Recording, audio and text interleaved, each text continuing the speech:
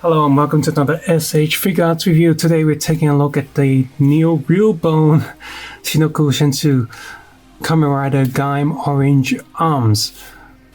Funny that I just did another comparison between two figures, the two Batman Hot Toys figures that were released over 10 years apart, and these two figures, 2014, 2024. These figures were released exactly 10 years apart, and yet it doesn't seem that long ago because Figuarts Gaim figures were still coming out recently. That's just a few years ago because there were the V cinemas with the King Bravo, the red Jurian, as well as the other Knuckles figure, as well as the stage show Gachidoki arms for Zangatsu, and that came out so recently as well. It's like Gaim didn't really fully stop in terms of entertainment as well as products. So yeah, and as a bonus comparison, here's the arms change orange arms that I did repaint. There's this silver and metallic orange on it, so it is not quite the original, but still you get the basics of it. Anyway, I'm gonna move this to the side and we'll see it back in a moment. Now the Shinkocchou Shensu boxes have changed recently. There's a bit more of a matte and textured feel to the box. It is nice, but it's not as premium feely as before. Back of the box shows you the Bravo figure that's coming along soon, and of course it does advertise that, hey, by the way, you can change the armor pieces. Opening the box, because I have the instruction sheet just like any other. Quick look. Have a quick look if you want to. 3, 2, 1, bye. Of course, we have the main figure, and therefore we remove the protection plastic from the hip area, as well as accessory trays underneath. Comparing the accessories, there are spray open hands on the figures right now, but apart from that, they both have a set of fists. Here is a set of orange blade holding hands, so you can see that this one also has that, and there's a slightly forward angle of that here, and this one also has that slightly forward angle of the orange blade holding hand. There's also a sort of pinchy hand / trigger hand for the Muso Saber. I'm going to say this one's possibly the Muso Saber hand because of the finger trigger. So, and the new one also has sort of relaxed hands as an extra, as well as a lock seat holding hand, just to relax, put the lock seat in the palm kind of thing. But that looks like it's going to slip out, so there's a little bit gap for the first finger there to put the lock on. Next we have the orange blade. Now I did repaint this rubbery soft plastic over the arms change one a long time ago, and it's getting a bit faded. So I painted the silver on there, I think. Silver, yeah, just painted the silver bits pretty much. So imagine these silver bits were not there, so it's just the blue and the orange color. And then we look at the SH Figuarts one. It's quite nice. We've got a separate part here, but this one's got a silver and a bit of a flat yellowy color here. Was it white before? I think it's more white than that before if I just look at some of the old pictures. It was a creamy color, but I think it's yellowed just a little bit. And the paint is decent enough, but you can see there's a little bit of overspray on the silver there and here, as well as here. And also, mine wasn't glued on too tight, so that bit comes off, so I guess I can easier to customize it, I suppose. And then the new one, it's still got a bit of overspray there, a bit of bad paint, but overall definitely sharper. The molding also seems a bit sharper. Also, this is a bluish color instead of a black, and the original arms change also has a blue handle. And another thing is this blade here, it's transparent. The orange bit is transparent. The cream color is way less yellow. All of these have a gap on the back for you to stick the Muso Saber. And that brings us to the Muso Saber.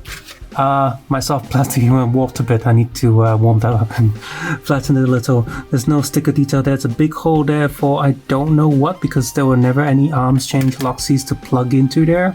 So not sure what goes in there.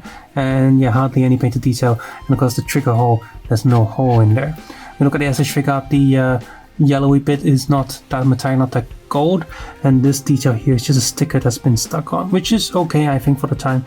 And because mine's a bit old and it's been in and out the hand, so the bit of the silver has been rubbed off. But the molding for all of these is different. See, this one is, I think this is a UV print. There's a bump and a bit of texture to it, and it's not a sticker. It is brighter than the old one, but if they made a better sticker, I might have preferred that. Not sure, but it does look good, looks decent, better than the old ones. So you get that. You can plug that in very easily. Boop. Oh. this one, I forget which direction they go when you plug them in. Okay, so all of them can plug in quite easily. And of course, if you have the arms change one, you also get the giant gun that this thing can slide into, which I might do just to help flatten it out. Next we move over to the lock seat, and I'm switching this to an 8K but slower frame rate video so I can crop it later and zoom it better.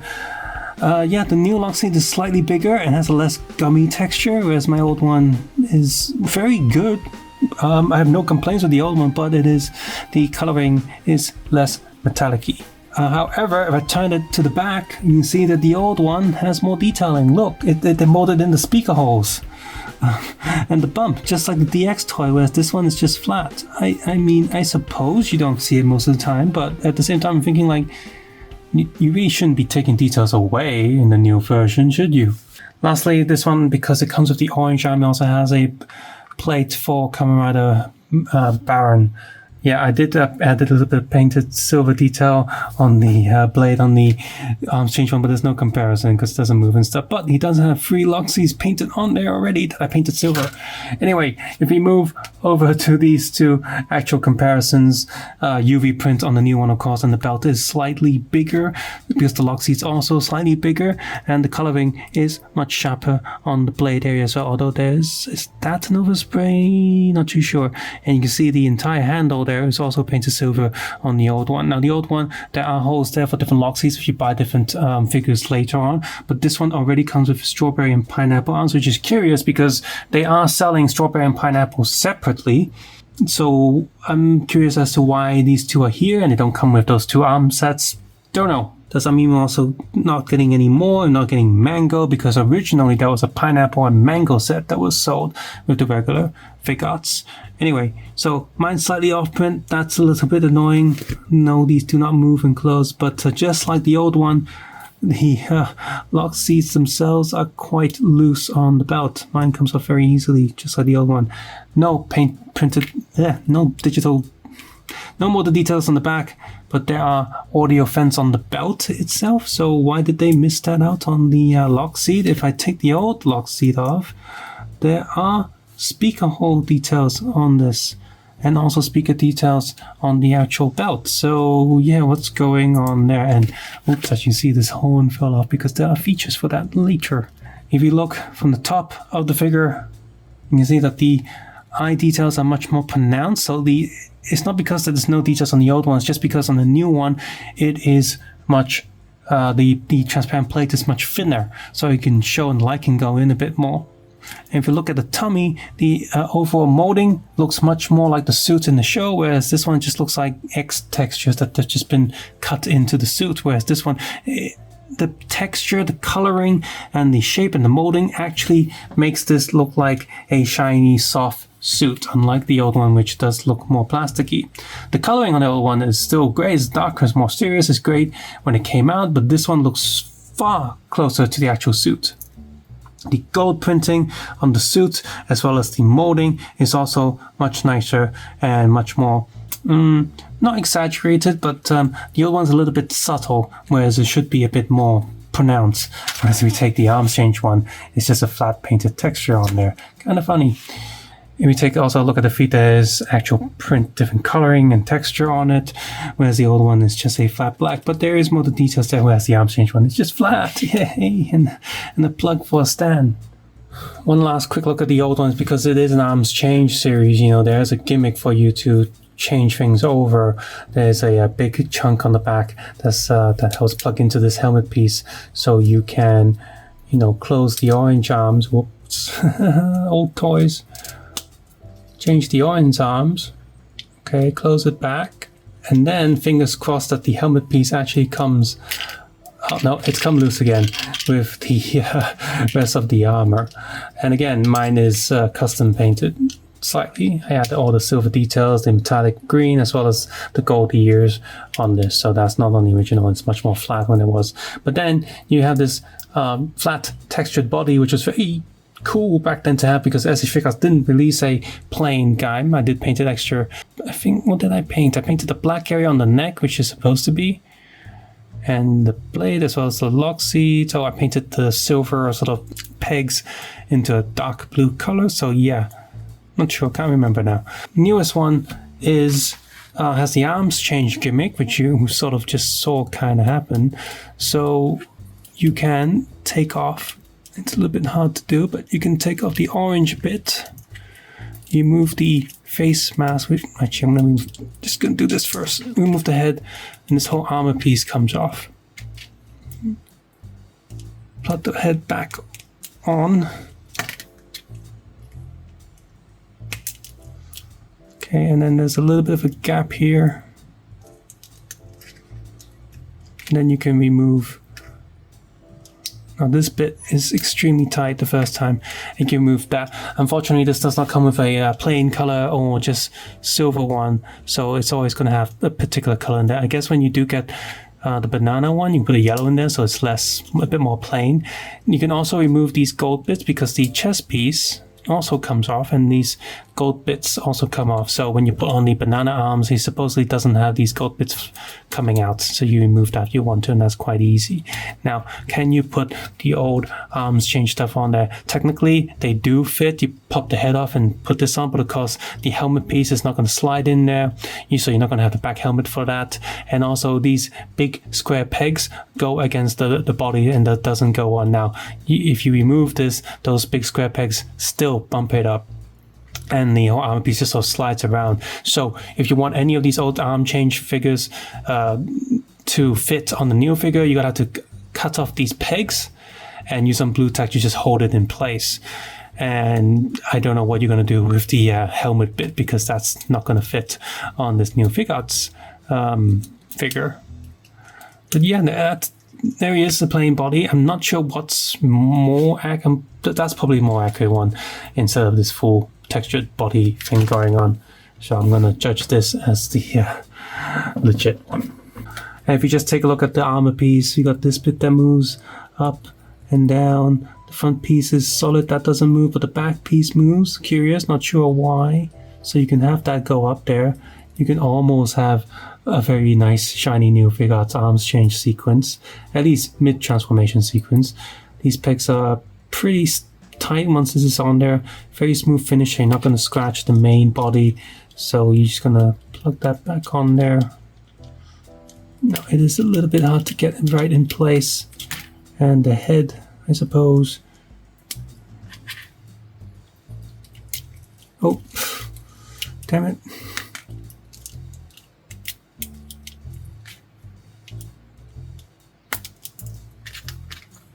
Now you do get a nice shiny Gaim helmet here, but there are 2 holes on the back, which is not a big deal. I don't mind that, to be honest. And you just slide the orange helmet back on. There we go.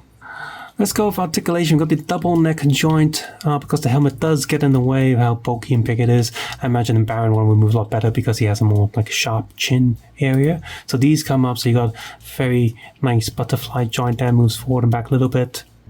Rotation here. They didn't bother with that weird elbow rotation joint, which is very fragile on some of these figures. Okay, so the upper shoulder also rotates, so that's extra rotation. Hand is on a peg and swivel, moves quite a lot. It also goes quite far back. Even forward is quite good, and the belt does get out of the way a little bit. Okay, sideways, very good articulation.